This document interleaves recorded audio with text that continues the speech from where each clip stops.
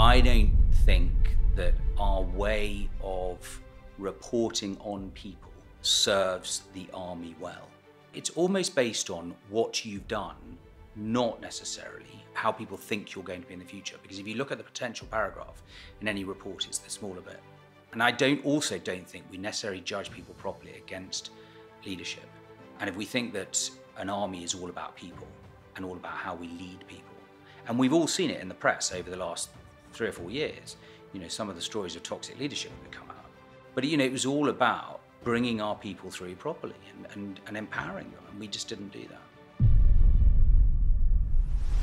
I'm Nick Haley, founder of Little Big Tech.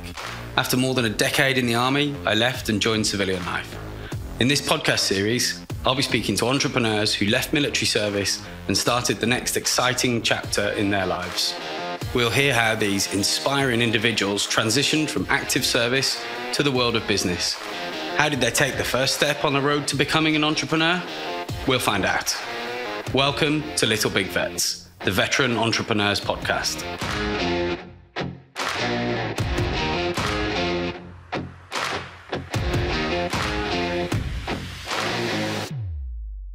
From commanding and training infantry soldiers during operational tours in Northern Ireland, Afghanistan and Bosnia, to becoming responsible for the day-to-day management, leadership and welfare of battalions of up to 650 men and women, my guest on today's podcast, Guy Denison-Smith, is no stranger to the qualities it takes to lead.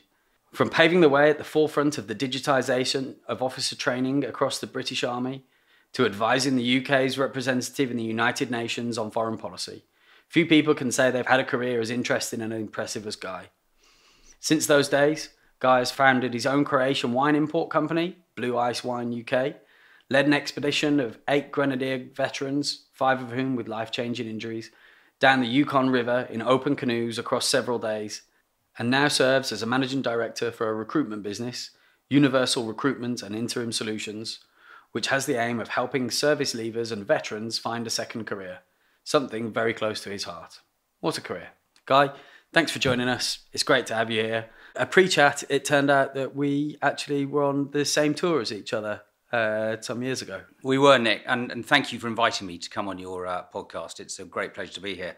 And so I think, we probably didn't meet, but we were in the same geographical location in 2007. Yeah. So tell us a bit about your career in the army. I joined the army at Sandhurst in early 1991, passing out at the end of that year, and then joined my battalion, the 1st Battalion Grenadier Guards, who at the time were on ceremonial duties in London. And then I sort of went through the normal routine for a young officer of platoon commander, taking the recce platoon to Northern Ireland, 2 tours of Northern Ireland as a platoon commander, then going on to the staff, doing training jobs, then company command, which took me back to Northern Ireland again, a tour in Bosnia as a staff officer in the NATO headquarters in the late 90s. And then I went really onto the staff for quite a while, including Staff College itself, and then going back out to not back out to Afghanistan, but out to Afghanistan to head up the SSR cell, I can't remember what it stands for now, doesn't really matter, but running the police, basically, helping them set up the police force. Security sector reform, that's the one. Helping them run the police, set the police up. And then from there, I got promoted, went into headquarters of the army to do a job of digitisation, which was basically helping the tactical level of the army digitise so they could actually use both voice and data on the battlefield, rather than having to use sort of paper maps and in secure voice, they could use secure voice and digitized mapping and text and the like. And then I thought, actually, it's time to put my family first. So I applied for a job which took me out to New York for almost 4 years. And with the best will of the world, probably killed my career at that stage, but went out there knowing that was going to be the case, and had the most amazing 4 years advising the UK's ambassador to the United Nations. Then from there, we went to Kuwait and then back to the UK for a year. And then I left in 2017. If we go back to the start, ceremonial duties. Yeah. So I did ceremonial duties in the 90s also with the Irish Guards. How did you find that?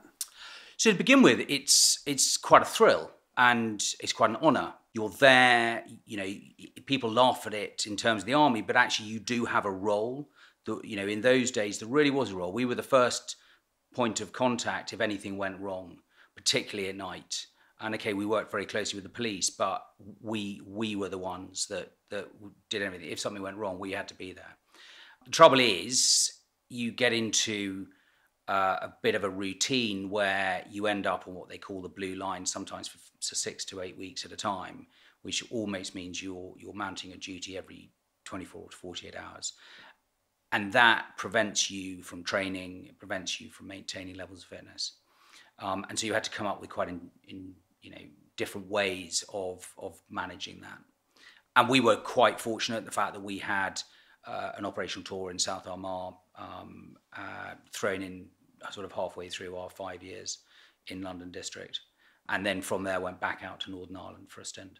I remember in public duties, when I did Troop in the Colour, the hairs on the back of my neck standing up thinking, like, this is a really famous thing, and it's watched all over the world. And it was, I got a really cool experience from that. I believe the numbers are something ridiculous. Like at any one time, people say there's 1 billion people around the world watching Troop in the Colour. I don't know whether that's true, but those numbers about around. I mean, it's a lot of people. It is televised around the world. There's no two ways about it. And I think that it's something that we as an army, but also the nation, can be incredibly proud of. We do state ceremonial like no one else. And I think a lot of people who are not from military circles don't realise that they're actually fighting soldiers that are doing these ceremonial duties. Yeah, I mean, our whatever you call it, our unwritten motto in the Grenadiers is, twice the man. And that relates to the fact that our primary role is as infantry soldiers. And our secondary role is public duties. And you're quite right, Nick, in that a lot of people look at the foot guards and they see them wearing red tunics in London. Actually, the vast majority of time, they're actually wearing, combats and either training for or going on operations. If we fast forward along to the New York post, so how did that come about? So I was looking for a way out of getting out of headquarters land. I was fed up with the culture. I just saw it quite often as toxic. Not great use of people's time. Generals would be getting colonels to brief them when actually the person that should be briefing them should be a captain. It just the whole thing was quite toxic. And I saw a job come up on this list and I thought, I want that job. And it was the first time in my career, probably I should have done it before, but I didn't. I just thought, the system will look after one. I rang up people I knew who might be able to influence it. And I made quite a few phone calls, including to one of your Royal Signals one stars, a guy called Andy Bristow, who was incredibly helpful. And the next thing I knew, I'd been allocated the role to go to New York. And so as a family, we moved there in late February, early March 2011. And it was great. It was great. We were living in a civilian community. The people around us were either expats or Americans who, most of whom worked in Manhattan, either in banking or in roles that supported banking, whether they be recruitment or IT or something along those lines. And we lived a lifestyle that you couldn't get anywhere else in the British Army. It does sound quite a Gucci posting. Well, if I can say that, I think our last winter there, we started being able to ski in the November, and we stopped skiing in April. And I think I'm right in saying that I think my wife and I and my youngest son managed something like 30 days skiing across that winter, if not maybe slightly more, because you could go up on a Saturday morning and you could be on the slopes in 2 hours. And then you could come back on a Sunday night. And, it was just fantastic. We visited 35 states in 3.75 years. It was brilliant. Wow. And so was your was your son out there with you as well? Or? Yeah, so our youngest was there because he, when we went, was 4. So he went through what they call pre-kindergarten, then kindergarten year, which the kindergarten year is sort of the equivalent to our reception year, although it's done a year later. And then he went through first and second grade. And then our two older children were already at private school here. So they stayed and they basically commuted for holidays and half terms. Aged at the time, it was horrible, aged 9 and, what were they, 9 and 12, I think, or 9 and 10. No, 9 and 12 when we went. Then on to Kuwait? Yeah, so we left there and we thought, let's have another journey overseas. So we went off to Kuwait for 2 years, and I taught at the Kuwaiti Staff College. So teaching international officers, so clearly lots of Kuwaiti officers, but all the Middle Eastern states were represented. And then you had a British student, an Australian student, an American, Turkish, a wide range of students. And we ran a course, a year-long course, and I did 2 years there. Fascinating place to live. Very, very different culture. Money no option. Money no object. Just quite a bizarre place to live. We to be very honest, we couldn't quite get to grips with it. We had the option of staying on for a 3rd year, but we wanted to go home. So then that's 5 years of posting, sort of out of the almost 6. Okay, almost 6, yeah. And so out of the normal sort of type of jobs.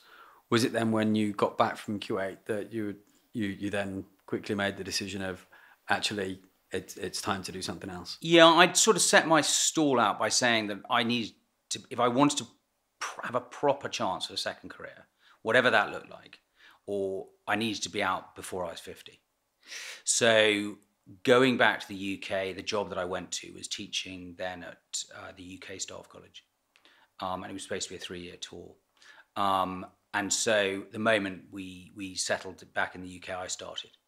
And I started looking. And I was talking to headhunters. I was writing letters. I was networking.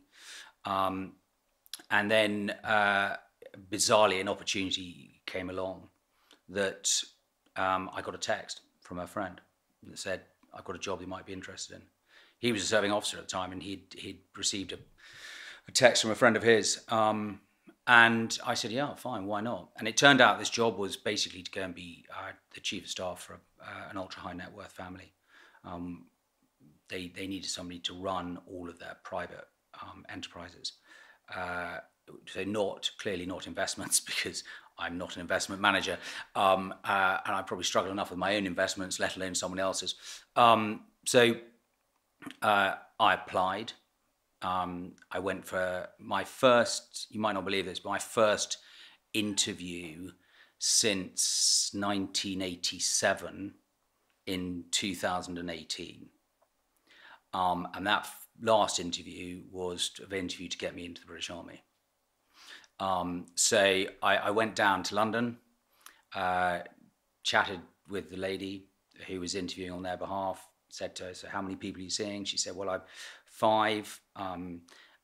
One hadn't responded, one hadn't shown up, and therefore there were 3 of us. And she said, you're by far the more experienced than the others, and I'll be putting your name forward. I thought, this doesn't happen to me.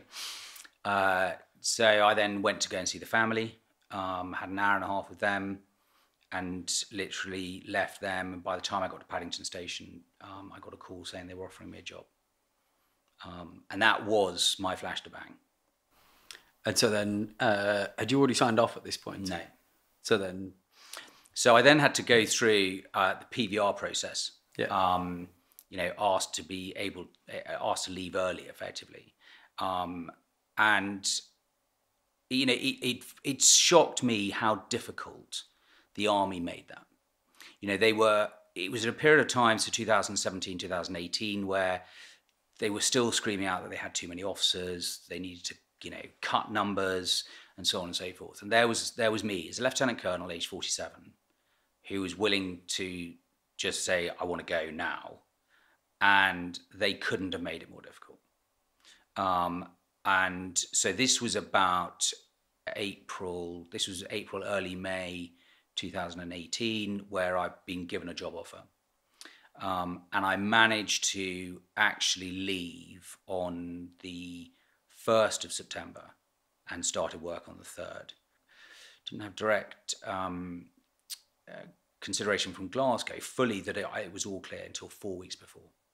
So the end of July, beginning of August, they actually formally told me that I could leave. And that, I found that quite surprising. But I gave up all my resettlement, so I didn't do any resettlement. I gave up all my leave, other than sort of a bit of annual leave. Because if I'd signed off properly, I'd have got out at end of January 18. I'd have got out, rather than September 17. So you didn't do the joyous CV writing workshop? No. Possibly. We can talk about that later. I've seen some horror stories that come out of that. What would you say the highlight of your career was, your military career? So I think it's difficult to put it onto one thing. I think the first thing I'd say, and I'm sure a lot of people say this, I think the greatest privilege I had was being given the opportunity to lead and command soldiers. And I hope that I never took that for granted in the way that I went about it, because ultimately that's what we're there to do as officers. And so going on, 3 tours of Northern Ireland at platoon level, recce platoon level, and then company commander level, commanding soldiers on operations, was a huge challenge, huge honour, and just what I signed up to do, and I loved it. So I think, that's easy to say, and you'll probably hear that from a lot of people. In terms of job, in physical job, I would have to say that if somebody had told me when I first went to Sandhurst that I would go to New York for 3.5, almost 4 years, I'd have laughed at them. It was one of the most fascinating things I've done. To see UK foreign policy firsthand on the floor of the UN Security Council is just staggering, and having a part in it. When I first arrived, it was the time where Libya was collapsing. Côte d'Ivoire was collapsing again. I think, the Libya resolution, I think was resolution 1973, I think it was. That was going through the chamber in the first couple of weeks I was there. Watching how the Russians and the Chinese behaved towards that. And then you had Syria. Then you had Mali. It was continuous. So the 3.5-ish years that I was there, it was a continuous change of uncertainty, particularly in Africa and the sort of Syria, Iraq, Middle East area, that area of the Middle East. The rest of it was pretty much normal jogging. I mean, yes, there were problems in Afghanistan, but it wasn't a UN mission. There was a UN mission there, but it wasn't a UN mission. There was a UN mission in Iraq, but it wasn't being led by the UN. Again, it was being led by a coalition. So the other ones, the Syrias and the Libya and so on, really made it for a really interesting time. And seeing the dynamic that the Russians were absolutely against everything that us, the US, the French, and other like-minded people wanted to do, and they would bring the Chinese along with them. And so getting anything through the Security Council was incredibly difficult. If we look at challenges you faced, what would you think your greatest challenge during your military career was? I think the greatest challenge that I faced in my career was that I probably naively thought that the army would look after one in everything that it did. I'm not saying I had a bad time. I loved my time in the army. But I don't think that our way of reporting on people serves the army well. And I'm not saying that I would have necessarily been promoted further. I'm not saying that. I just don't think it was particularly done. And I think that I found quite a challenge. So, you would, if you had somebody that wrote well, then that would pull somebody through. If you had somebody who wrote badly, that person's career was... It's not quite the meritocracy that it's painted. The picture is painted as. No, because it's almost based on what you've done, not necessarily what you're going, how people think you're going to be in the future. Because if you look at the potential paragraph in any report, it's the smaller bit. And actually what people should be looking at. And I don't think we necessarily judge people properly against leadership. And if we think that an army is all about people and all about how we lead people, and we've all seen it in the press over the last 3 or 4 years, you know, some of the stories of toxic leadership that have come out, you know, and the current CGS is very much of a mind to drive that out. I don't believe that we've ever properly done anything about it. I mean, I remember as a lieutenant colonel writing to the then I don't know what position he was, but he was a 3-star in land, saying what I thought was wrong with land headquarters. I mean, it's quite a necky thing to do as a lieutenant colonel. You know, it was 3 sides. I got a response, but you know, it was all about bringing our people through properly and empowering them, and we just didn't do that. So then we come to the end of your career, and you've got this job offer, and you're off to start the new career after 26 years in the army. What was that like? So like very short amount of time from last day to first day. Nick, it was amazing. I mean, you know, I left Shrivenham on the Friday. I got on a plane on the Sunday morning, and I flew up to Inverness Airport, and I got picked up, and I got taken to their Scottish pile up in the Highlands, and that was my first introduction to the job. And I spent 3 days up there with them, getting to know them, seeing what the problems were, getting to grips with it. And that was it. And then, you know, it was everything that you would expect somebody to be able to do from the military. You know, it was about how do you prioritize, you know, where do you need to put effort? So, you know, they had property in London, they had property in Sussex, they had property in Scotland, they had properties in Amsterdam, they had property in France, they had a 50-meter yacht on the Mediterranean. And you couldn't be everywhere at once, clearly, but you had to be able to go and visit. You had to be able to go and see these places to be able to understand how they worked and where the problems were and where the good things were. I mean, it wasn't just about problems, but often with these high net worth individuals, all they can see is problems. They can't necessarily see the good. So I also saw that part of my role was telling them what actually was going well, because they were very quick to complain. And actually, sometimes it just needs to be told, actually, this is going well. But it was a real eye-opener. You know, I'd never dealt with tax advisors before or you know, investment advisors at that level, or, you know, I'm going to go and buy a car for £1 million. Right? And you want me to do what? Well, I want you to transfer the money and go and pick the car up. Okay, I've never driven a car that's been more than about 20 grand in my life. You want me to pick something that was £1 million? You know, it was that environment. It was staggering. You know, were they looking for someone specifically from the military? Well, so he had some pretty bad press in the run-up to when I took over. And so they had brought in a PR advisor. And one of the things that she suggested they do was look to have a chief of staff. I think she described as a private office manager, but actually it was a very similar role to being, you know, clearly not as many assets, but effectively a brigade chief of staff or a battle group chief of staff. You are looking after all the stuff that's going on that makes things work, and advising upwards and often talking truth to power.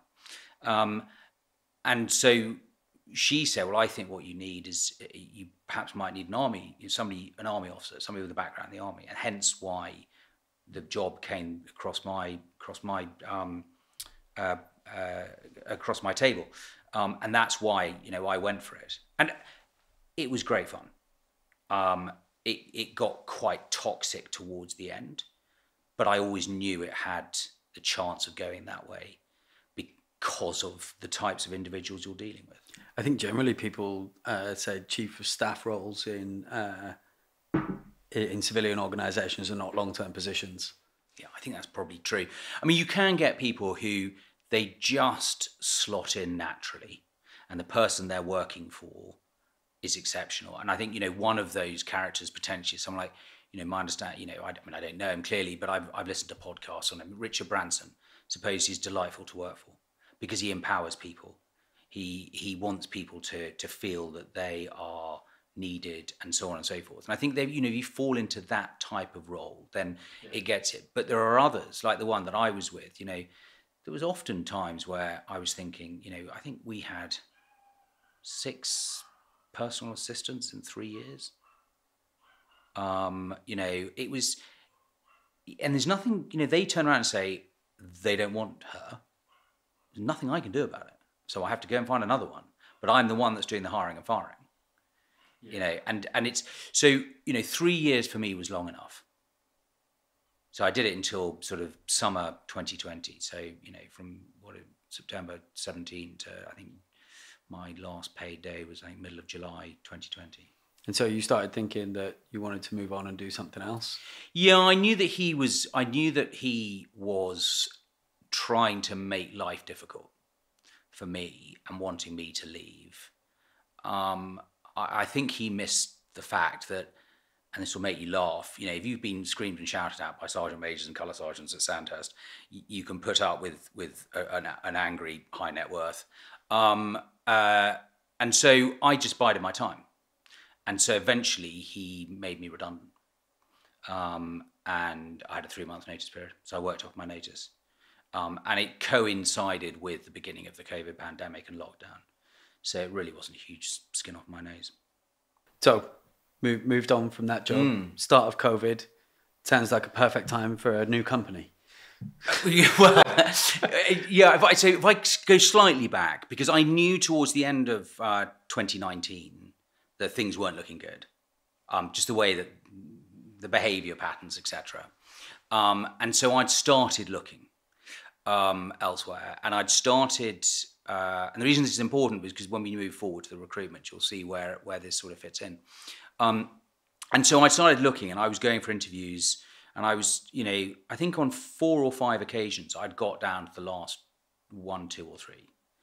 And each time the feedback was, oh, you don't have enough commercial experience, or you don't have enough experience of this, or you don't have enough experience of that. And not being arrogant, I knew that I could do those jobs. And I knew that I could do them well. The fact that I didn't have commercial experience in a particular field, I know that I could have learned that quickly and I could have added value. And it frustrated me. And so I thought, rather than continuing to be frustrated, why don't I look to do something myself? And I slightly have worked off the old adage that if you have an itch, you should scratch it. And I'd had a slight itch for a while, thinking, God, it'd be nice to try and do something myself. My older brother's always been an entrepreneur, and a highly successful one.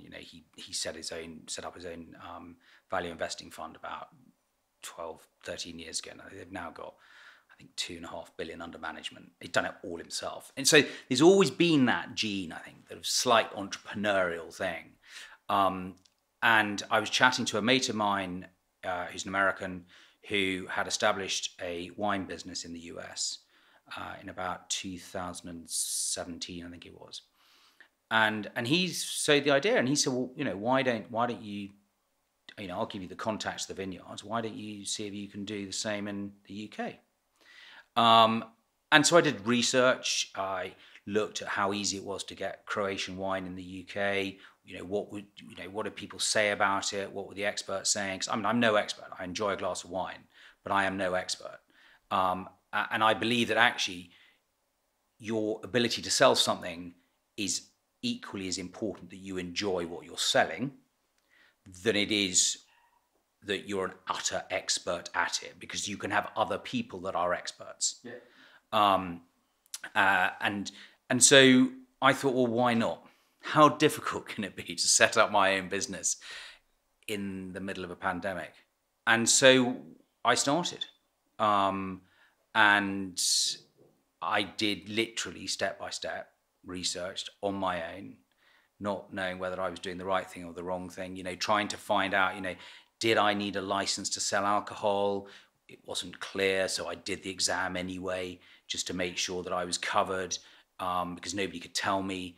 Trying to set up a bank account took, which normally, if we were outside COVID, you would expect to take probably 3 to 4 weeks. I think took 3.5 months, maybe 4 months. Trying to get samples sent over so that one could taste them, so that you could say whether or not actually you think they're going to think.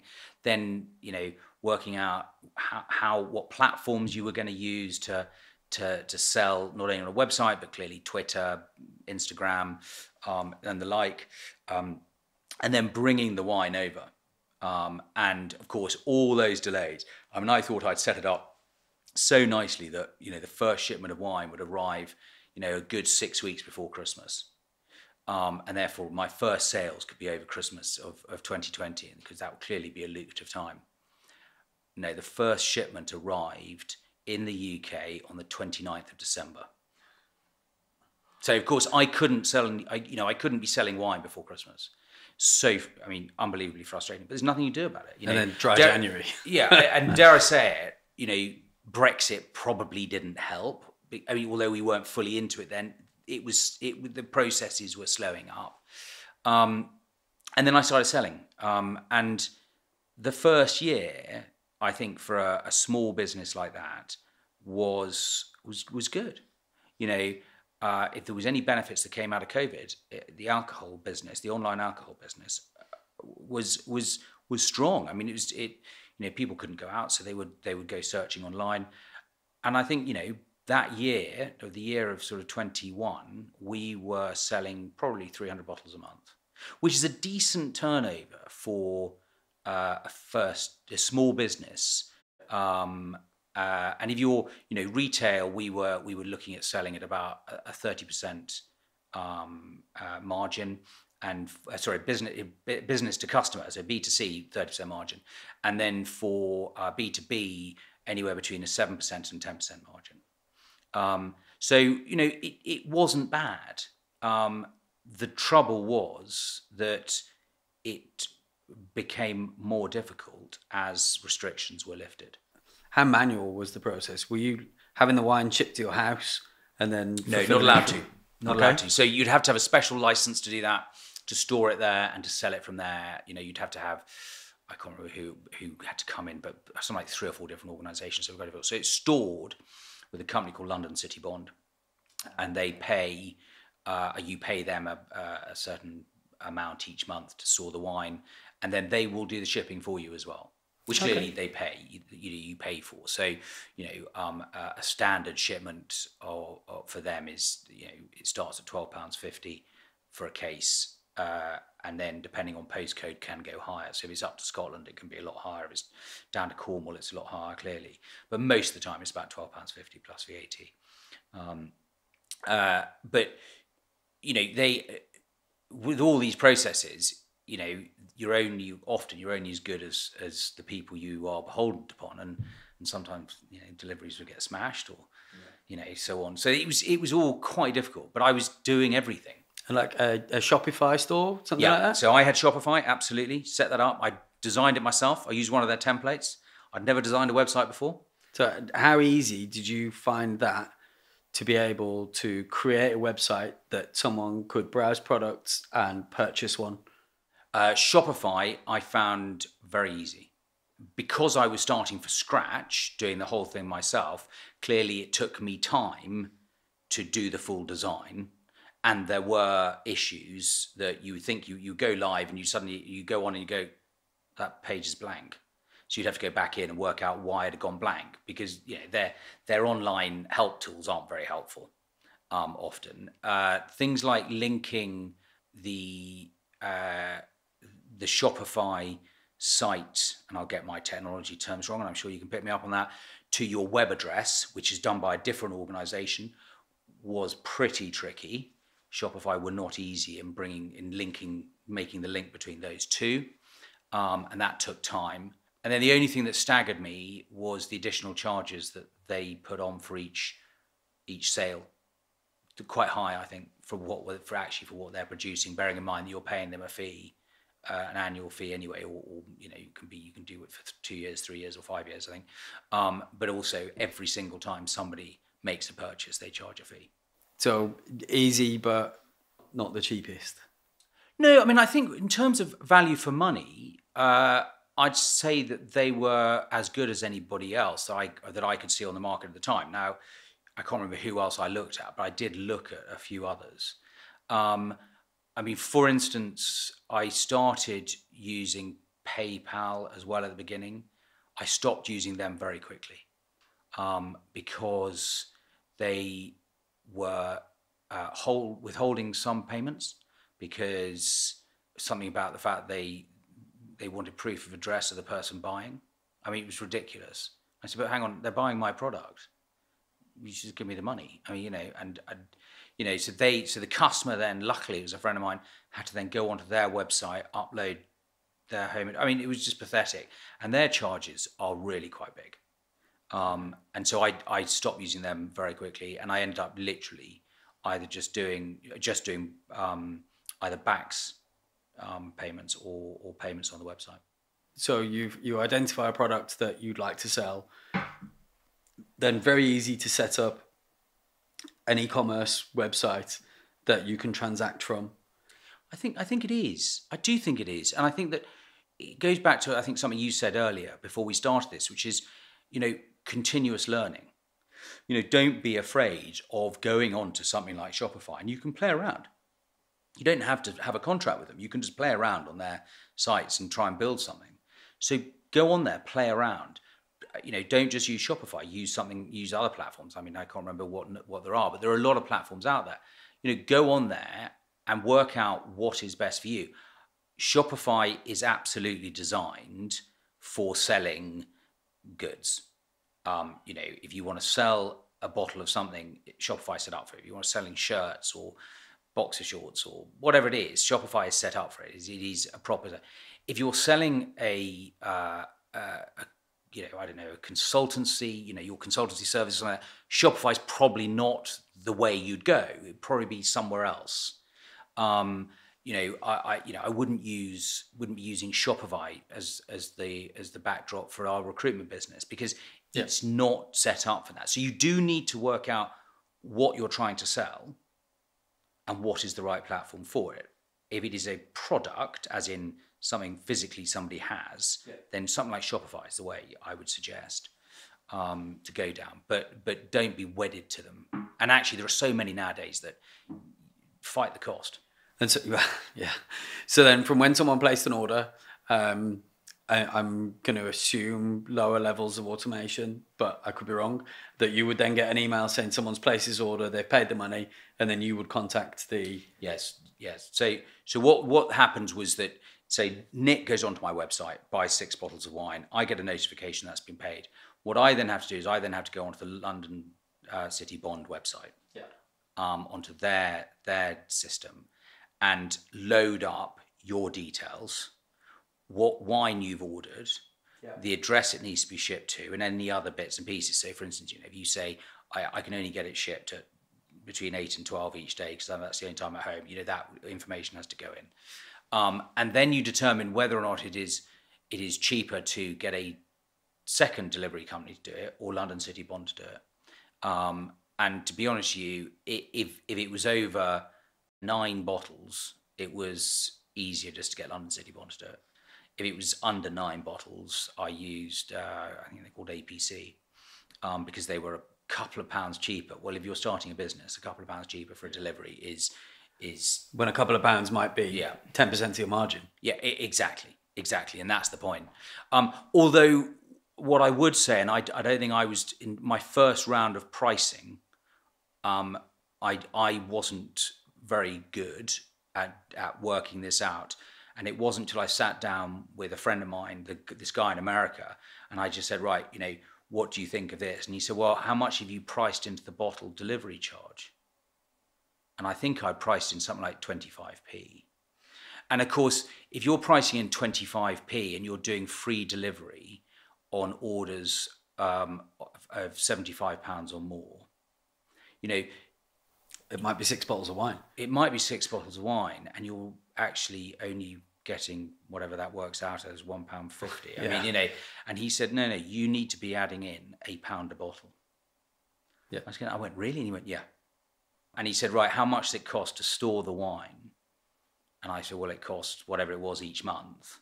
And he said, right, that storage cost, how long is it going to take to sell that wine? And I said, well, I would hope no more than 6 months. And he said, right, you need to take a bit of a hit of that, but you then need to put 3 months worth of storage into the price of the bottle.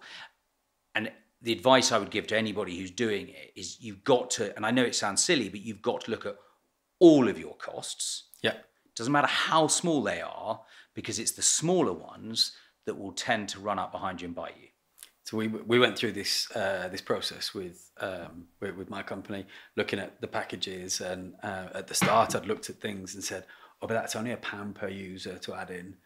But then when we looked at the margin, it was like, well, you know, you're only making £8 per user, and you're giving £1 of that away by dropping another product in, and it was eye-opening. So now I have a spreadsheet that manages all my packages, so we see exactly what's involved in the delivery of every single one. And I think it's really important that, you know, when it's that understanding of all the associated costs. And I don't think, and I was fortunate that it didn't matter to me, because I'd done all of that work before I launched, mainly because the wine was so late in arriving. But you know, I'd gone through that indicative process. And one of the other things I'd gone through was, which was, everyone had said to me, you know, markup and margin. Yeah. I got those completely wrong to begin with. I went to this one retailer and I said, you know, these are my costs. And he said, right, well, if I want to sell this wine, I've got to sell it for X. I went, but why? He said, because my margin is X. And I went, oh, I've done it on markup, haven't I? And he went, yes. I went back and had to literally redo the figures. But it was a very good lesson. Yeah. Is you've got to base it on one or the other. But when I think it comes to pure sales of products, you're always better to work it on margin rather than markup. So did you have a plan for if it became really successful, if all of a sudden you were shifting volume, or were you just dipping your toe in the water and seeing what you could do with this idea? So to begin with, it was very much dipping the toe in the water and seeing what I could do. But it was also seeing what I could do. Yeah. So that was part of the journey. It was part of the journey that I liked, was the fact that I'd never done anything like this before. Yeah. And you think of all the different things involved. You know, you've got negotiation of purchase, you've got all sorts of regulatory things to deal with, you've got logistics in there, you've got some sales and marketing, you've got a bit of high-level web design. There's a lot of pieces to string together. There is no one go-to that can tell you how to do all that. Yeah. And so there was a bit of that. So there was probably a bit of ego involved in making sure that I could actually do this. I have heard a couple of people said to me subsequently that I could have chosen an easier product, but you've got to find the product, I think, is the issue. You know, it's all well and good to say you could have found an easier product, but what would that product have been? I enjoy having a glass of wine, so why not do something with what you enjoy? Yeah. You know, I'd probably find it very difficult if I was to sell blue and red glasses. You know, it's not. You know, that sort of thing. Even if there was another blue one on the side. Well, exactly. Yeah. But you know, it's. I think you've got to, if you're going to do something and do something well, I personally believe you've got to enjoy it. Yeah. Moving on from wine, you then move to recruitment. So I joined a defence consultancy called Universal Defence and Security Solutions, which I think had been set up in about 2018 as one of their associates.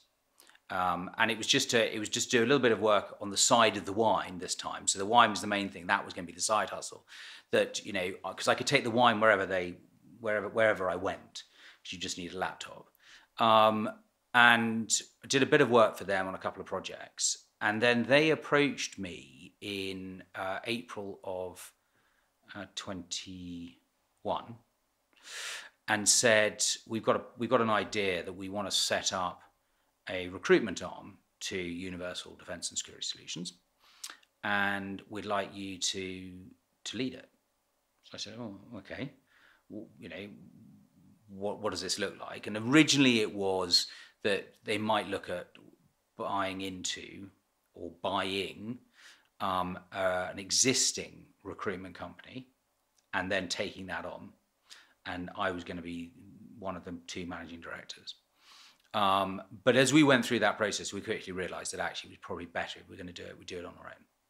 And the principal aim behind this was to help veterans and service leavers find jobs. With one slight caveat in that we weren't ever looking to get into the mass recruitment market. And the reason I say that is that if somebody, if somebody came to me and said, Guy, I need to find 40 guards for something, I'd go, it's just not what we do. You go somewhere else. Because that's not what we want to do. We want to help individuals have second careers, not have a job. And I think there is a difference. Yeah. And so we set off doing that. And part of the driving force behind that, which I talked about earlier, was my experience of going for interviews and job hunting as I was being made redundant, where people would go, oh, we just, you don't have enough experience. You don't have enough this, you don't have enough that. And I wanted to do 2 things. One, I wanted to help the veteran service leaver community and give them, my guidance from my point of view. It may not be right, but it's what I've seen. And, I'm not arrogant enough to say that it's absolutely the way you should do it, but I will advise. Take that advice or don't, it's up to you. But also to go to clients and say, listen, employ somebody from the military. You will get somebody who is adaptable. They'll work hard. They'll go the extra mile. They're dependable. They're resilient. They can manage risk. They can solve problems. Interestingly, though, what I don't talk about is leadership and management. And for me, there's a reason behind that, in that often when you talk to clients, if you talk about military leadership and management, they have this notion in their head of a sergeant major screaming and shouting. And that's not the type of leadership that they want in the commercial space. And therefore, actually, what we want to do is you want to be singing from the rooftops about the other bits and pieces that veterans bring and service leavers bring. And that is the bits I've already talked about. And then you couple that to, in most cases, honesty, integrity, selfless commitment, respect for others. It all adds up. I mean, there was a story I was told where a bank in the city started a veterans program, and they brought some veterans in, and he said that it was very obvious after 3 or 4 months that they'd had this sort of osmosis change on the rest of the community, and that suddenly others who would turn up, either just on time or 5 or 10 minutes late because they'd stopped to go and get a coffee at Starbucks or whatever, and then would sort of sneak out 5 or 10 minutes early at the end of the day, so on and so forth, were turning up early, were leaving slightly later. Whether that's a good thing or a bad thing doesn't matter. It's just the thing. They were looking smarter. They were playing nicer in the office, but in terms of teamwork. And he didn't know whether that was because that's the way the veteran behaved, or whether it was the individuals in the office looked at the veteran and thought, we owe this person respect for what they've done. He couldn't put his finger on it, but he just said there was a change. And he said that change stayed. He said you always get the odd 1 or 2 who go back to the original ways, bad, good, or indifferent. But he said it had an effect. And I think that's something that we should all be very proud of. We aren't suitable for every job in the marketplace at all, but there are a lot of jobs we are suitable for, and we shouldn't be afraid of going for them. And if the likes of you and me and others can champion that, it will improve the lot of the veteran and service leaver. Yeah. I also, the other thing I think that is important to add is that I think that rank is now almost immaterial when it comes to who gets what job in civilian street. in a lot of cases. I think there are clearly right at the top end general officers, very different, but I think senior non-commissioned officers, warrant officers, captains, majors, lieutenant colonels, it's slightly seamless now, whereas 10, 15 years ago, there was still an air gap. I think you are now seeing a difference. I think you're now seeing much more equilibrium in the marketplace, and I hope we are. But I would never, if I felt that there was a senior non-commissioned officer who was absolutely right for a role, but the client has said, well, actually, what I really want is a major, I wouldn't hesitate in putting forward that senior non-commissioned officer, because I would explain to the client what they're getting.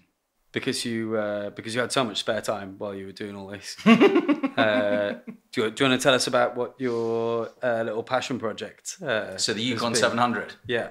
One of the great things I think about lockdown was it bizarrely brought people together over Zoom or Teams or whatever, because I think we all had more time. And I reconnected with a mate of mine who was in the regiment with me. He was actually in my recce platoon in America. He lives in America, and we were chatting about stuff, and we were just chatting away. And he said, well, I'm thinking about, with this other guy, of looking at expedition where we might take UK and American wounded military on an expedition along the Yukon. And the other guy he was talking about was a chap called John Frith, who's still serving. And John is, again, in my regiment, and I rang up John and I said, I just had a chat with Rob, I'd love to help. And that was literally all it was. It was, can I help you raise the money to go and do this? And those conversations were at the beginning of 21, so we're talking about sort of March 21. And John said, yeah, great, why don't we come down here and have a brew? He lives about 20 minutes away. And we had a brew in his garden. And by the time I got back into the car, as I sat in the driver's seat, I said to myself, I think I'm now sat in a canoe in June next year. He'd literally managed to, I don't know how, we'd gone from me helping him raise money to me helping him raise money and be on the expedition with him, sat in a canoe. I mean, he didn't take a huge amount of persuasion, I can promise you. He sounds like a good salesman. He's a very good salesman. I mean, he didn't take a huge amount of convincing. I mean, you think of the challenge. So our challenge was to go to the Yukon Territory in northwest Canada, and we would canoe from a place called Whitehorse down to a place called Dawson City. Weirdly, I say down because that is going down, but we're heading north, because the River Yukon sort of goes north, flows north up through Canada from the Rockies, and then turns west and goes out through Alaska into almost into the Bering Straits. And the route that we were going to do is about 740 kilometers, and we wanted to take 5 wounded veterans. And the reason it's 5 was 3 non-wounded and then 5 wounded. We didn't want to do 4 and 4 because that takes a bit of the challenge away from it. Yeah. So if you've got 2 people in a canoe at any one time, there are always going to be 2 wounded in the canoe. And again, that adds a bit of a challenge, clearly. And we were going to do this 740 kilometers in 7 days, totally unsupported. So, if something, God forsake it didn't, but if something went wrong, we could probably get somebody to a main hospital bed within 24 hours.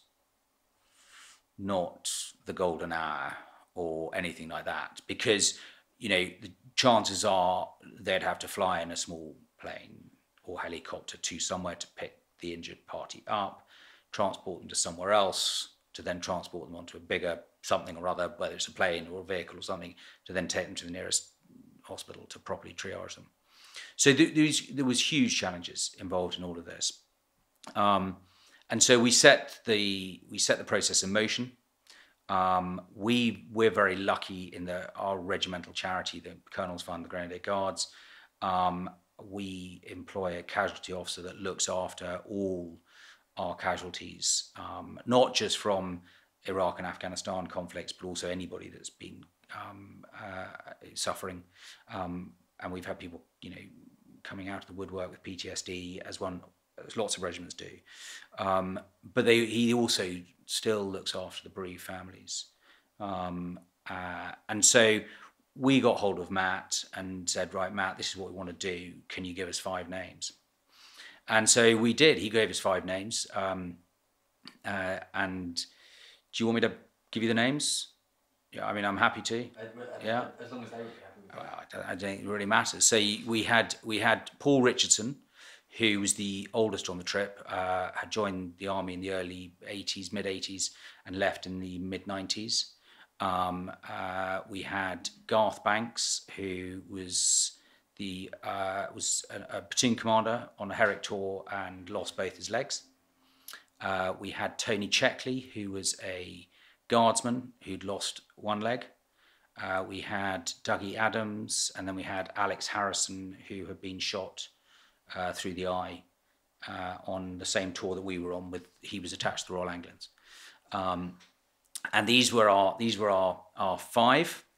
And then we had to bring on, because Rob couldn't make it because of work commitments in America. We then brought on a great friend of ours called Ben Stevens, who had helped to raise a lot of money for us by bicycling 700 kilometres continuously around the Suffolk countryside, and raised about £15,000. I would hate to see what the sores were like on his body. I can just about sit on a bicycle for an hour. He did it for, I think it was almost 27 hours continuously. And then we set about the process of raising money. And by the time we had got back, I think we had raised about £85,000, £90,000 in total raising, which was included a big fundraising dinner for our regimental charity, which raised about £45,000, our Just Giving page, which raised about £19,000, which all of that money went to SAFA and combat stress. So we managed to give them about £9,500 each, I think just over £9,500. And then since then, we've had some amazingly generous donations from different organisations and different people. And so it was a huge success. We went in June. John and I flew over together, had spent a day sorting out admin. The rest of the team then arrived that night. We then did a day's training, which included capsize drills. A whole day? Whole day of training. Whole day of training. What else do you need? The water, unbelievably cold. This is glacial water, so 2 degrees or something. Oh my God. Anyway, and then we set off the next day, at midday the following day. Just the 8 of you with 4 canoes. Just the 8 of us, and some bags. 4 canoes, few fishing rods, some bear spray, some bangers to scare off bears if we saw them.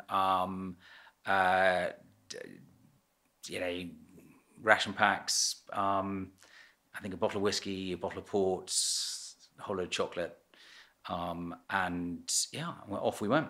Good banter? Oh, it was huge, mate. It was huge. It did everything that we wanted to do and more. If you could give a piece of advice to someone who was leaving within the next 12 months? Network. One word, network. I've always lived off the rather trite adage, it's who you know, not what you know. And I know that's quite a trite saying, but actually the more you can network, the more you can reach out to people, speak to people, is the better. But always, I think this is something about, I say manners, but if you have reached out to someone and they've given you time, drop them an email to say thank you, because that makes the world, and also what it does, it makes them want to help you more. Yeah. And I think that's key.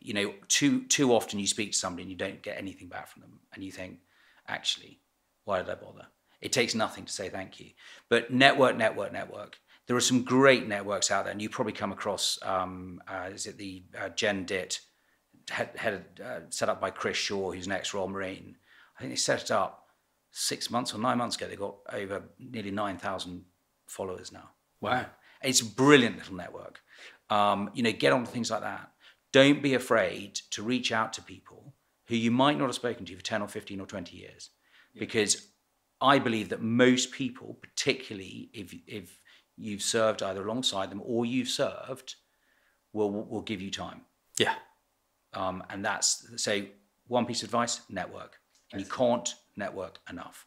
When networking, do it in the way that you're going to that person to ask for their advice rather than going to them and asking for a job.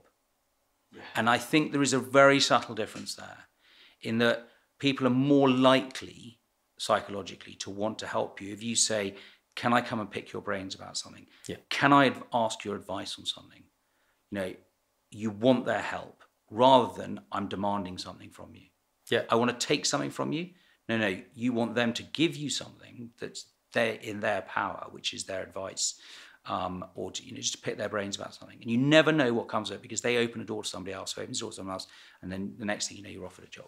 Ben sending me a message on LinkedIn led to the idea for this podcast after meeting people who I was like, when I was leaving the military, I didn't know that stuff like this happened. I thought people just want to work for BT or G4S, but that's not the case. Can I throw in one tangential piece of advice though? Never, ever, ever pay for somebody to write your CV. Yeah. The CV is a personal document. Get advice on it? Absolutely. But if you haven't written it, it's very obvious. Get someone else to check your spelling and grammar. Yeah. But never, ever pay for your CV. And I'm probably doing a lot of CV writers out of a job there, but never, ever pay somebody to write your CV. And don't do it on ChatGPT either. Absolutely. Guy, thank you so much for your time today. Nick, it's been a pleasure. It's been really good. Thanks, it's been great. I think we could have gone on boring people even more. Blue or blue. Perfect. Brilliant, Nick. Thanks for listening. I'm sure you'll agree the stories from the guests on the show are incredible. Starting your own company is an incredibly brave and difficult thing to do, and there's a theme of resilience through all these stories, which is key to success as an entrepreneur. If you're a veteran with a good story to tell, we'd love to have you on. If you're leaving the military and you want to get in touch, email podcast@littlebigtech.co.uk. If you run a business and you're looking for an IT company that's entrepreneurial and forward-thinking, please do get in touch. I hope you enjoy the rest of the series.